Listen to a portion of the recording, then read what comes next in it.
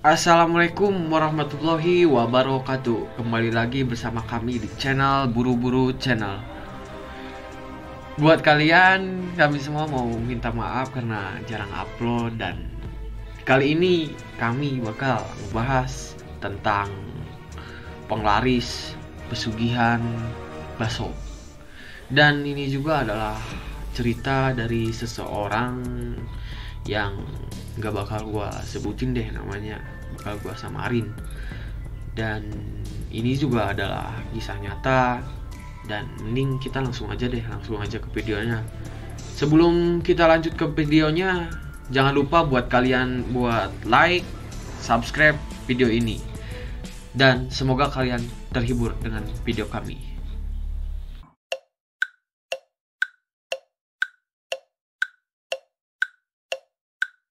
Waktu itu gua dulu masih pengangguran.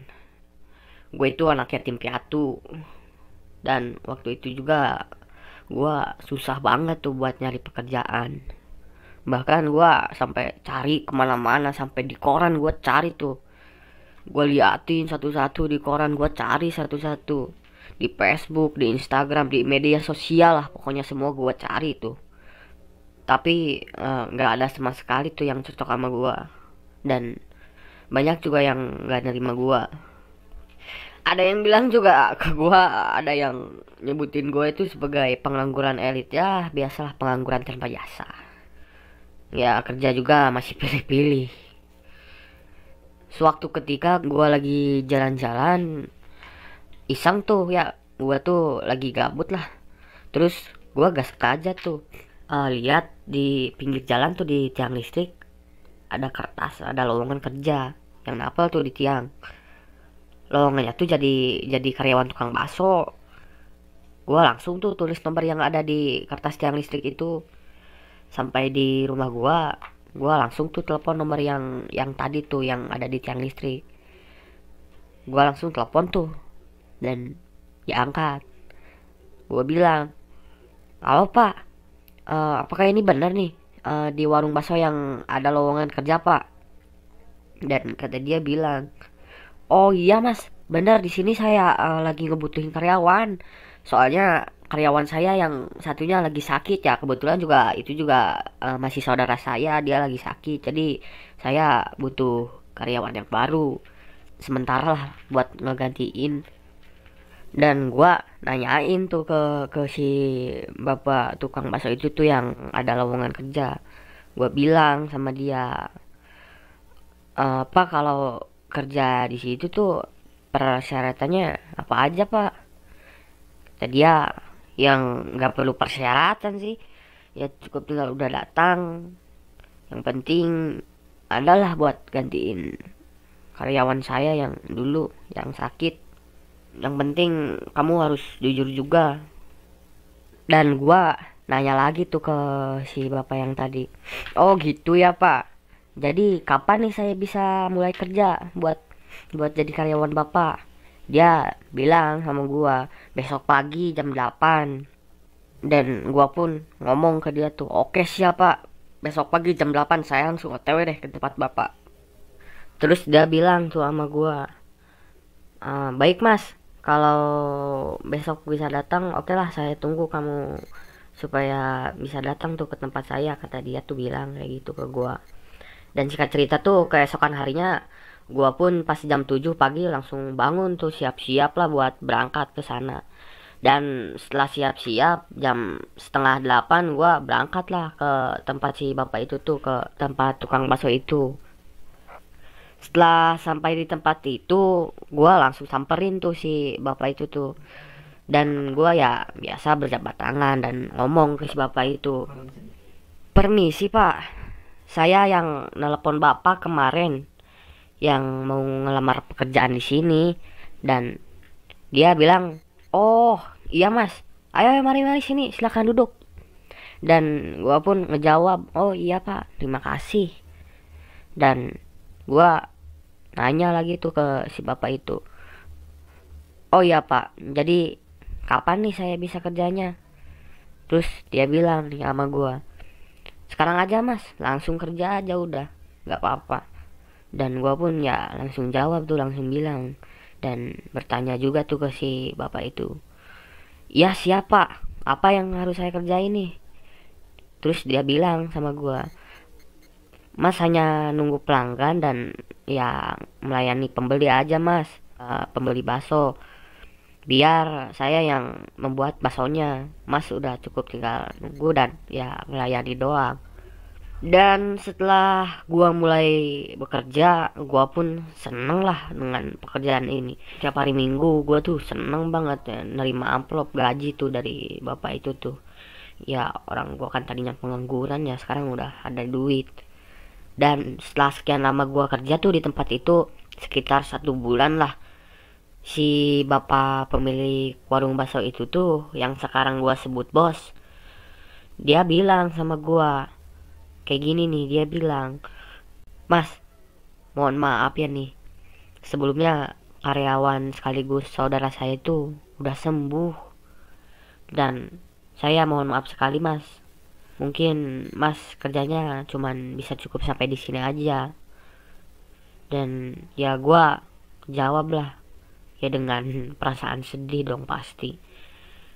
Gua bilang tuh sama bos gua, oh gitu ya bos, ya udahlah bos, nggak apa-apa kalau gitu mah. Gua habis ini tuh langsung berhenti kerja.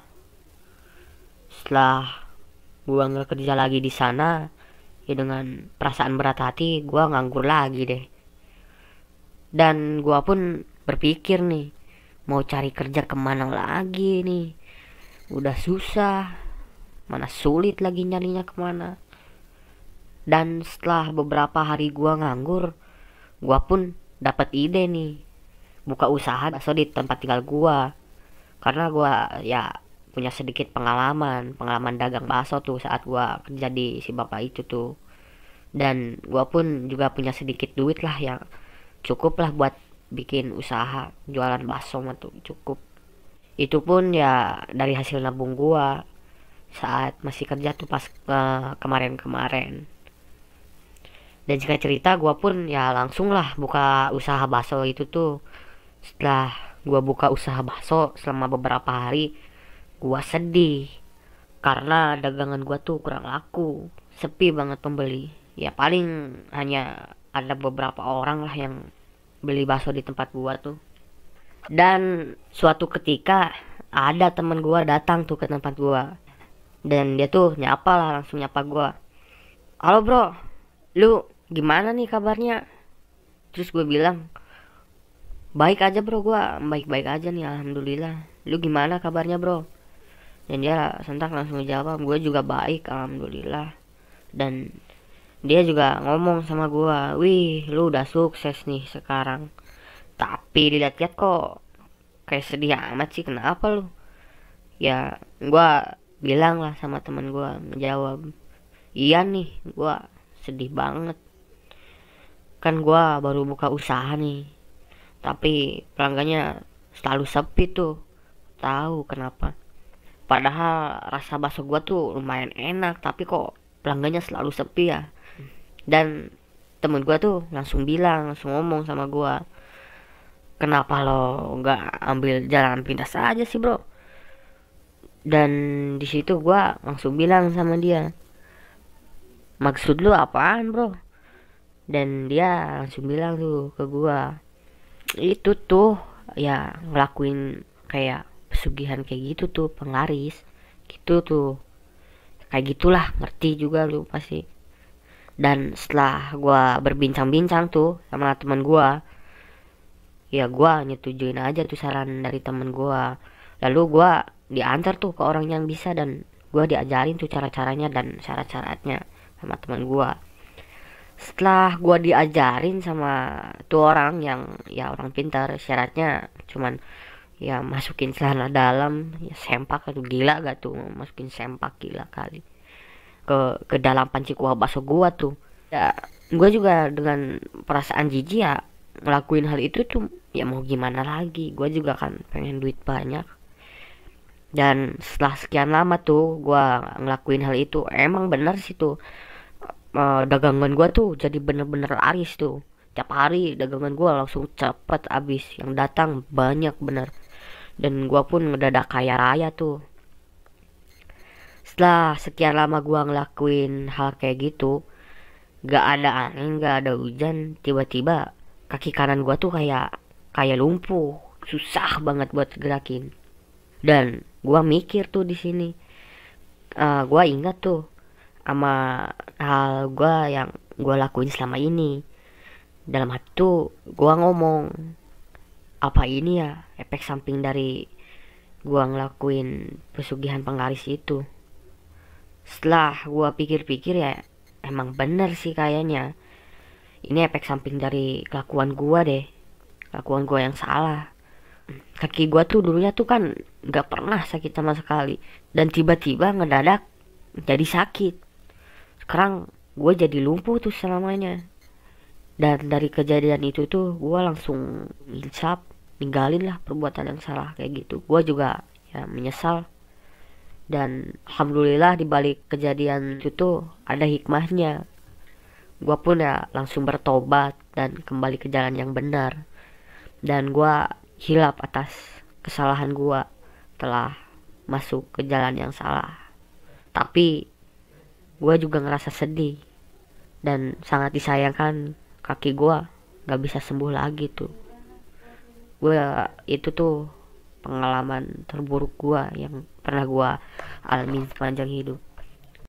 Dan gue ngerasa nyesel sepanjang umur hidup. Dan alhamdulillah juga banyak uluran-uluran dari teman-teman gue yang support gue atas kelumpuhan gue. Ya mungkin ini aja lah kisah pengalaman gue yang bisa gue ceritain sama kalian. Dan buat kalian, jangan sampai kalian kerja dengan cara yang gak benar, terjerumus ke hal-hal yang gak benar, apalagi ngelakuin pesugihan kayak gitu. Itu paling dilarang agama.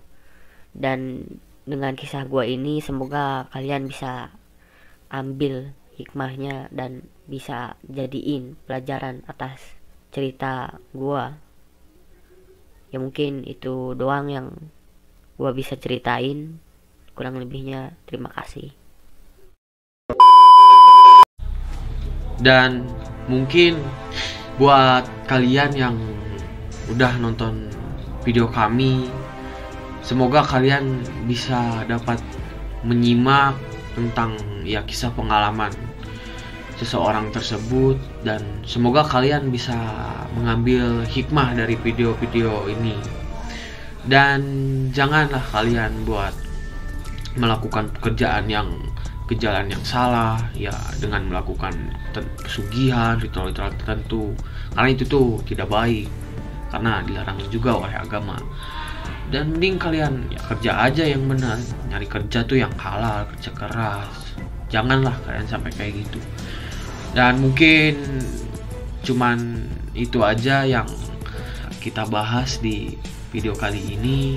Kurang lebihnya gue minta maaf, dan mungkin gue bakal pamit undur diri. Sekian, terima kasih.